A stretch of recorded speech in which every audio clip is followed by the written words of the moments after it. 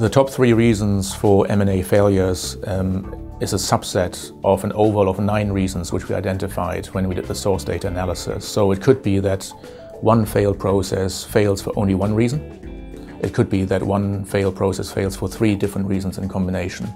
And what that allowed us to do is to build up this database and come up with, of the 9, the 3 most representative reasons that explain the majority of the failure rate.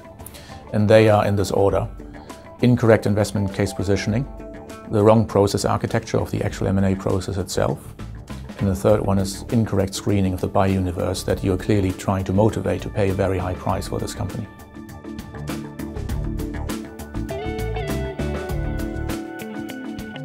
So those 3 reasons for failure, if we take them in turn and just unpeel the onion a bit further. The first one is the incorrect positioning of the investment case. So put yourselves in the shoes of one of the advisors that were invited to pitch. They probably promised, in order to win the pitch, a very high valuation, and now they're sitting there and asking themselves, how can I, in the marketplace, signal that high valuation expectation that my client and I have? So we've seen a number of situations where we are run rating, or we're seeing run rates of financial metrics, financial KPIs. We're seeing normalizations which are quite a ways away from the actual operating and financial performance of the company. It could be various other things. So ultimately, people are being guided to a particular valuation ask rather than being invited to really see the differentiators of the company that allows that company to operate successfully in its own operating environment, and while the operating environment itself is a growth environment.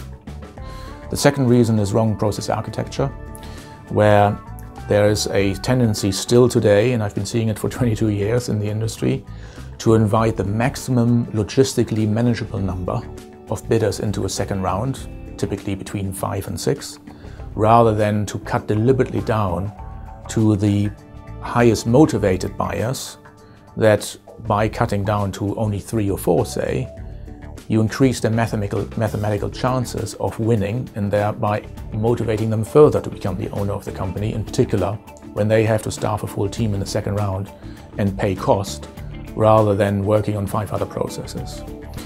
And the third reason for failure that we identified is the incorrect screening of the buyer universe, where again there could be a prejudged assessment of who the buyers are. I always have a bet with the CEO of a company I'm selling, who he thinks he will sell to.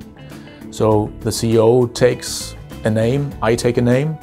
In 22 years, neither of us have been right so far. So you always get surprises, which means that you need to broaden your funnel of potential financial buyers, of potential longer J-curve buyers, of potential trade buyers, of potential hybrid buyers. And these buyers, new buyers, come to the fore which didn't even exist when the company was invested into by the private equity firm. So a more global perspective on that is required.